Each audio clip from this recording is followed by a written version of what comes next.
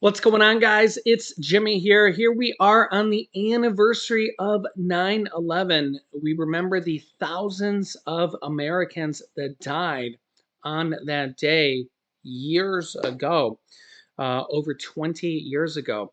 And yet, here we are in the midst of another war that is happening right now. And we're seeing actually elections yet again happening here as Russia holds another election. Yeah, Russia says they went door to door in Ukraine with armed soldiers to gather votes and ask Ukrainians how they wanted to vote, if they wanted to vote for Russia or Ukraine, if they wanted this um, partially occupied territory of Ukraine to be Russian or Ukrainian. Now, note that this was by armed guard of Russia's. Take a look here. Yeah, the voting for Russian installed legislatures in the Donetsk, Luhansk, Kherson, and Zaporizhia regions and on the Crimean Peninsula began last week and ended on Sunday, according to the Associated Press. The election results come amid Russia's attempt to maintain a tight hold on the regions and country illegally annexed last year, but does not even fully control. Voting for Russia's installed legislatures took place on the same weekend as other elections in Russia. In Moscow, Mayor Sergei Sobyanin was reelected, but beating other Kremlin-backed parties with more than 76% of the vote.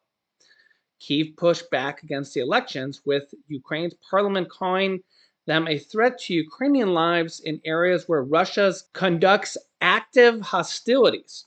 Ukraine's Ministry of Foreign Affairs also condemns the elections, calling the results null and void. Western countries echoed the statement, claiming the elections violate international law. We strongly reject this further futile attempt by Russia to legitimize or normalize its illegal military control and attempt annexation of parts of Ukrainian territories, the European Commission said in a Monday statement. The head of Russia's Central Election Commission reportedly said the turnout included Russia and the occupied Ukrainian regions averaged 43.5%, marking the highest since 2017. The Russia state news agency TASS reported the turnout was even higher in the illegally annexed region of Kherson, with a turnout of 62.6%.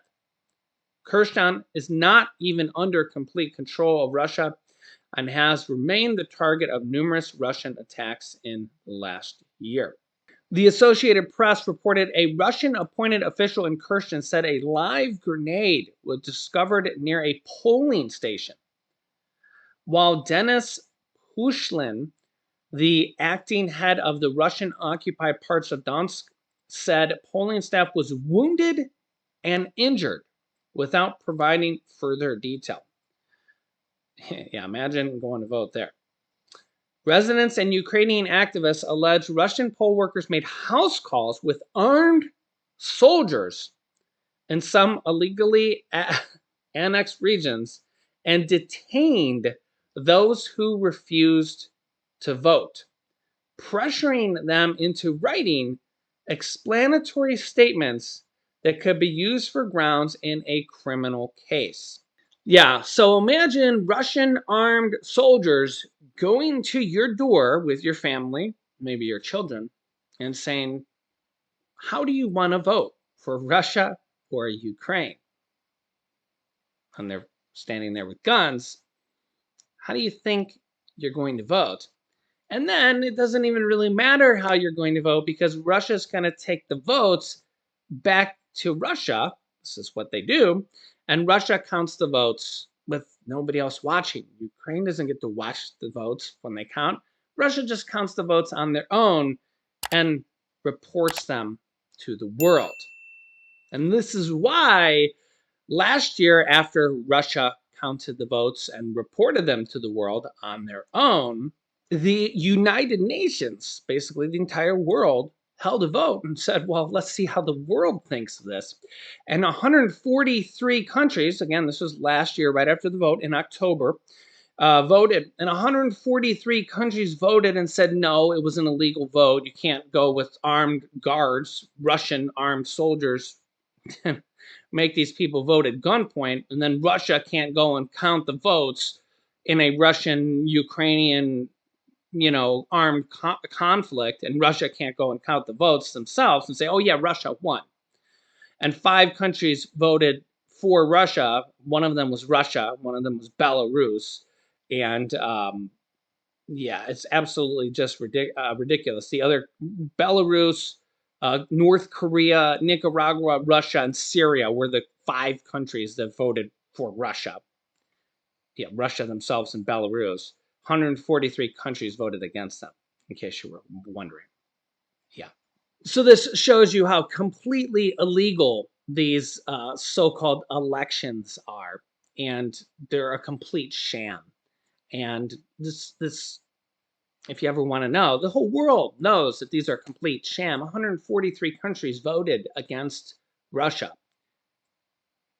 Yeah, and only North Korea and basically Russia and 1 or 2 allies are voting with Russia, saying, yeah, even China didn't vote with Russia.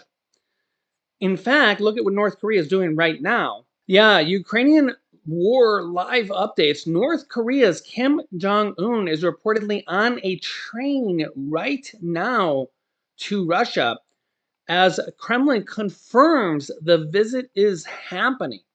This is actually happening right now. Yeah, South Korea media reported Monday that a North Korean train, presumably carrying North Korean leader Kim Jong-un, had departed for Russia. The Kremlin leader had earlier denied a meeting would take place, but then acknowledged it would happen in the coming days. It's likely any meeting will take place on the sidelines of this week's Eastern Economic Forum, which is 80 miles from Russia's border with North Korea. What a sight there to see Vladimir Putin and North Korea's dictator Kim Jong-un, both nuclear powers. We actually could be seeing, well, I think we're definitely going to be seeing some trading here for military supplies. It's actually North Korea supplying more military supplies to Russia.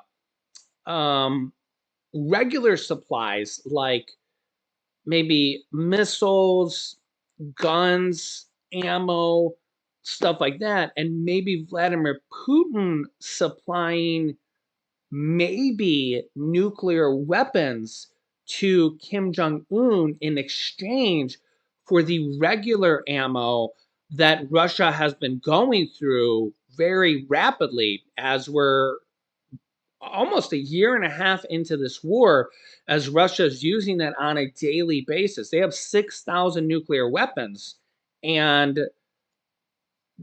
haven't used them, or might not, who knows, but 6,000 nuclear weapons is enough to explode the entire world. And you can see the look on these guys' faces. Yeah, having these guys team up is not necessarily something that a lot of people want to see here. Or, I don't know.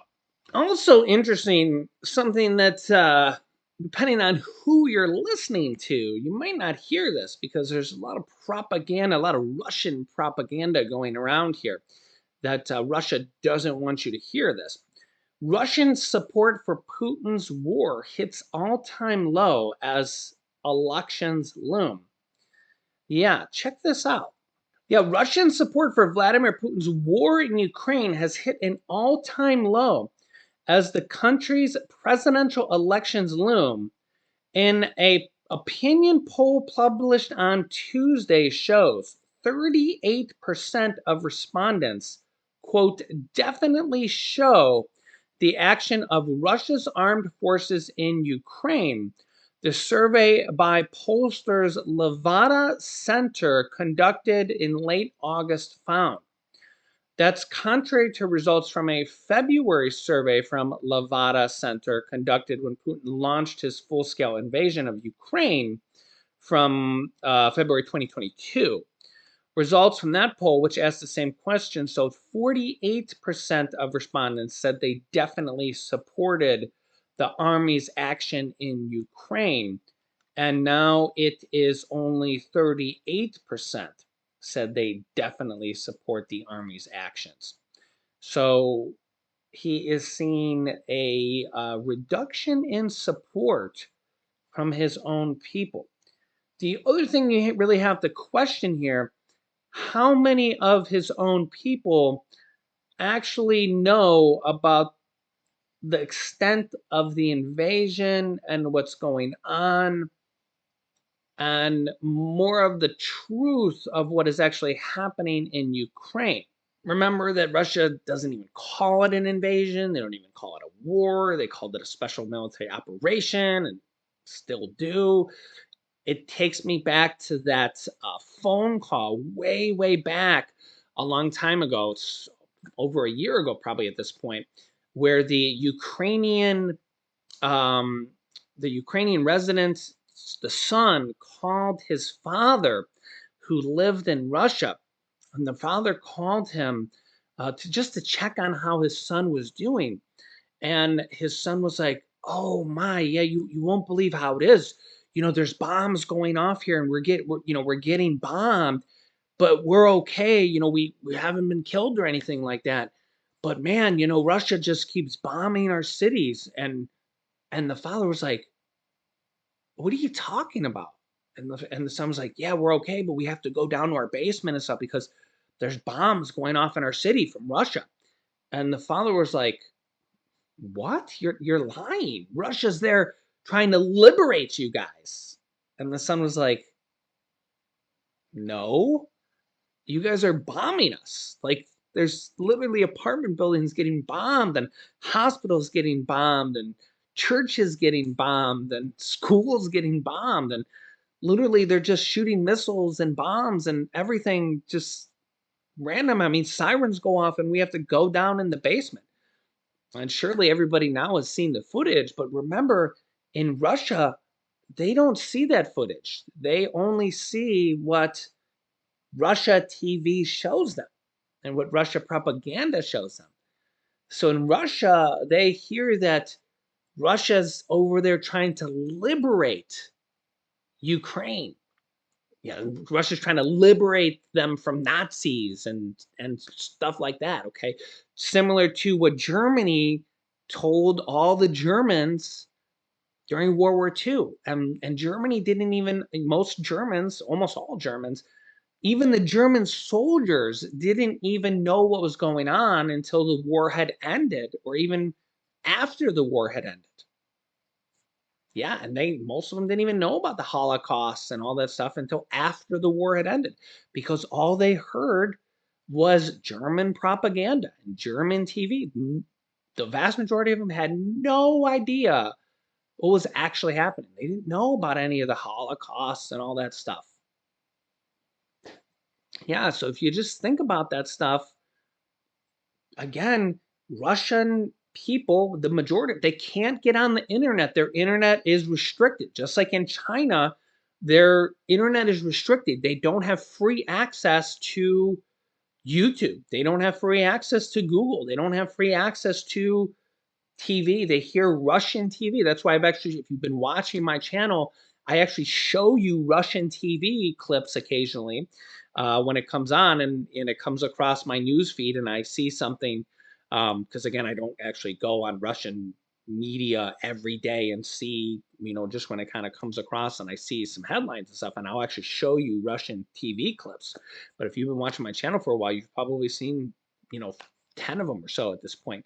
But you get to see Russian TV and what they show their own people. It's very limited. They only get to see what they tell them. Very similar to what Germany told their people in World War II, and China's the same way.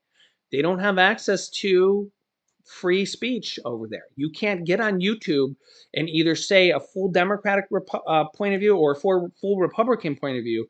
You can't just go on YouTube and say, Joe Biden sucks or Donald Trump sucks. You can't just go on YouTube and say Vladimir Putin sucks. I hate him, because they would throw you in prison. It's not a free country over there.